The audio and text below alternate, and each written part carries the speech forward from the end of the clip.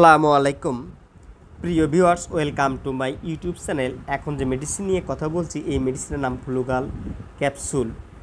এর generic fluconazole. উৎপাদনকারী প্রতিষ্ঠান স্কয়ার ফার্মাসিউটিক্যালস লিমিটেড। এটি সাধারণত 3টি স্থানে বাজারে পাওয়া যায়। ফ্লুগাল 50, 150 এবং 200 মিলিগ্রাম ক্যাপসুল আকারে সর্বত্র সব দোকানে পাওয়া যায়। প্রিয় দর্শক, এই ওষুধটি বা এই ক্যাপসুলটি কেন খাবেন? এটি তীব্র বা মাঝারি বা যে কোনো ধরনের বা পুনরা আক্রমণজনিত vaginal candidiasis, mucosal candidiasis, oesophagitis candidiasis, systemic candidiasis সহ ক্রিপ্টোকক্কাস সংক্রমণে অত্যন্ত কার্যকরী একটি ক্যাপসুল এই ফ্লুগাল ক্যাপসুল। এটি আমাদের দেহে দাউদ, বিকাউস, চুলকানি বা এই ধরনের ছত্রাক বিরোধী যে কোনো স্কিন সমস্যার ক্ষেত্রে অধিকতর কার্যকরী একটি ক্যাপসুল এই ফ্লুগাল ক্যাপসুল। প্রিয় ভিউয়ার্স, এই ফ্লুগাল ক্যাপসুলের ফার্মাকোলজি। এর জেনেরিক ফ্লুকোনাজল একটি ট্রায়োজল জাতীয় ছত্রাক বিরোধী উপাদান যা ছত্রাক কোষ আবরণীর অ্যারগোস্টেরল সংশ্লেষণে বাধা প্রদান করে। এটি বিস্তৃত বর্ণালীর ছত্রাকের বিরুদ্ধে কার্যকর এবং মুখে খাওয়ার উপযোগী একটি ক্যাপসুল। মুখে খাওয়ার ফলে এটি দ্রুত পরিশোধিত হয়, বলতে গেলে প্রায় 90% আমাদের দেহে পরিশোধিত হয়। খালি বা ভরা পেটে যে কোনো সময় এর কার্যক্ষমতা একই রকম। গ্যাস্ট্রিক পিএইচ এর প্রভাব মুক্ত থাকে। প্লাজমা হাফ লাইফ প্রায় 30 ঘন্টা। এই ওষুধটি মাত্র 11% প্লাজমা প্রোটিনে যুক্ত থাকে এবং শরীরের সর্বত্র ছড়িয়ে পড়ে। ফ্লুকোনাজলের মাত্রার বেশিরভাগই মূত্রের সাহায্যে অপরিবর্তিত অবস্থায় নিঃসরিত হয় এবং বাকি অংশ মেটাবোলাইট হিসেবে নিঃসরিত হয়। প্রিয় ভিউয়ার্স, মাত্রা এবং সেবনবিধি। এই ক্যাপসুলটি কখন, কিভাবে এবং দিনে কয়বার সেবন করতে হয় সে সম্পর্কে জানা যায়।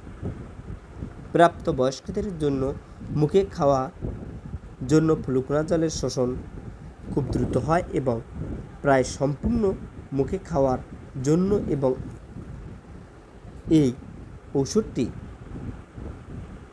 সাধারণত প্রথম দিন 200 মিলিগ্রাম আকারে শুরু করলে পরবর্তীতে 100 মিলিগ্রাম দৈনিক একবার 7 দিন থেকে 14 দিন, অর্থাৎ এটি যদি কেউ 50 মিলিগ্রাম খায় তবে এটি 7 দিন, 8 দিন বা 14 দিন পর্যন্ত বা 2 সপ্তাহ পর্যন্ত সেবন করতে পারেন। তবে এই মাত্রা সম্পূর্ণরূপে নির্ভর করে রোগীর কন্ডিশনের উপর ডিপেন্ড করে। এই ওষুধটি সেবন করার পূর্বে বিশেষজ্ঞ ডক্টরের পরামর্শ অনুযায়ী সেবন করাই উত্তম। এটি 150 মিলিগ্রাম আকারে কেউ সেবন করলে প্রথমে একদিন একটা, পরবর্তী 3 দিন বা 2 দিন পর একটি করে সেবন করা যায়। 200 মিলিগ্রাম হলে এটি প্রথম সপ্তাহে একদিন, পরপর 1 সপ্তাহ পরপর, এভাবে 2 থেকে 3 সপ্তাহে জন্য গ্রহণ করা যেতে পারে।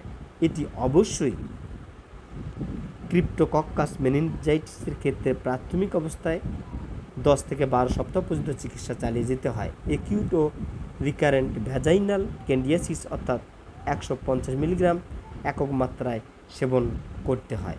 মূত্রনালীর ইনফেকশন বা পেরিনোটাইটিস 50 থেকে 200 মিলিগ্রাম দৈনিক একবার। অস্থিমজ্জা প্রতিস্থাপনের পূর্বে যে সকল রোগীর অস্থিমজ্জা প্রতিস্থাপন প্রয়োজন তাদের চিকিৎসায় 400 মিলিগ্রাম দৈনিক একবার। প্রিয় ভিউয়ার্স, এই ওষুধটি সেবন করার পূর্বে অবশ্যই বিশেষজ্ঞ ডক্টরের পরামর্শ অনুযায়ী সেবন করাই উত্তম। এটি সেবন এবং মাত্রাবিধি, ডোজ মেইনটেইন সম্পূর্ণরূপে নির্ভর করবে রোগীর কন্ডিশনের উপর ডিপেন্ড করে। এই অনুযায়ী ডোজের কম বা বেশি হতে পারে। প্রিয় ভিউয়ার্স, এটি সেবন করার ফলে বমিভাব, পাকস্থলীর অস্বাচ্ছন্দ্যবোধ, ডায়রিয়া বা অন্যান্য হালকা